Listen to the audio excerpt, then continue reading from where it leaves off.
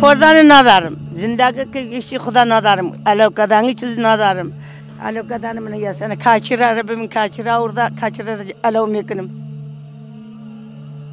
برنامه ونتر ما زمستانی ما با مثلا بینمی قسمت باشه. دوستانم که مشاهده میکنن از ما کمپاینای ما شروع شده و سایر ولایت ها این چنینی خانواده ها هستن و ما مطمئن هستم هر کسی اینا رو کمک دستگیری میکنه یک حج الله متعال حج پاداش به اینا میده. مانند این خانواده به صدها خانواده دیگر از فقر و بیچارگی رنج میبرند.